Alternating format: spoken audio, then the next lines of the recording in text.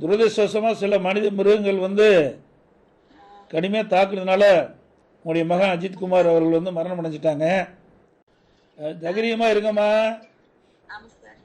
உங்களுக்கு நீதி கிடைக்கின்ற வரை அதிமுக உங்களுக்கு துணை நிற்கும், நாங்களும் உங்களுக்கு துணை நிற்போம். இது மீள முடியாத துயரம்.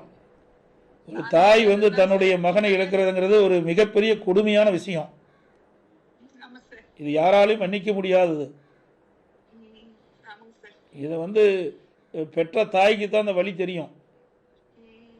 அதனால் நீங்கள் மனம் தளராமல் எவ்வளோ ஆறுதல் சொன்னாலும் அது ஈடாகாது. இருந்தாலும் நீங்கள் இருக்கிற குடும்பத்தில் இருக்கிறவங்க மன நிம்மதி இருக்குது, நீங்களும் நிம்மதியாக இருந்தால் தான் அவர்களும் இருப்பாங்க.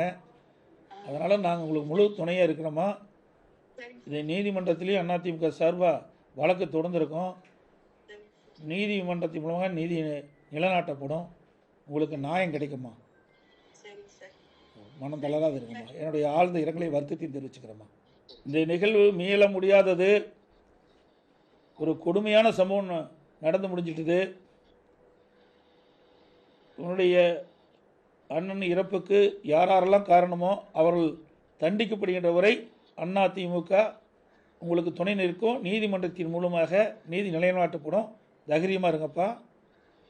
உடைய ஆழ்ந்த இரங்கலை வருத்தத்தை நான் தெரிவிச்சுக்கிறேன். செய்திகளை உடனுக்குடன் தெரிந்து கொள்ள கீழ்கண்ட கேபிள் மற்றும் டிடிஹெச் நெட்வொர்க்குகளில் எம்நாடு செய்தி தொலைக்காட்சியை காணுங்கள். பாதகம் செய்பவரை கண்டால் நாம் பயம் கொள்ளலாகாது பாப்பா. மோதி மிதித்துவிடு பாப்பா, அவர் முகத்தில் உமிழ்ந்துவிடு பாப்பா. அண்மை செய்திகளை உடனுக்குடன் தெரிந்து கொள்ள இணைந்திருங்கள் எம்நாடு தொலைக்காட்சியுடன்.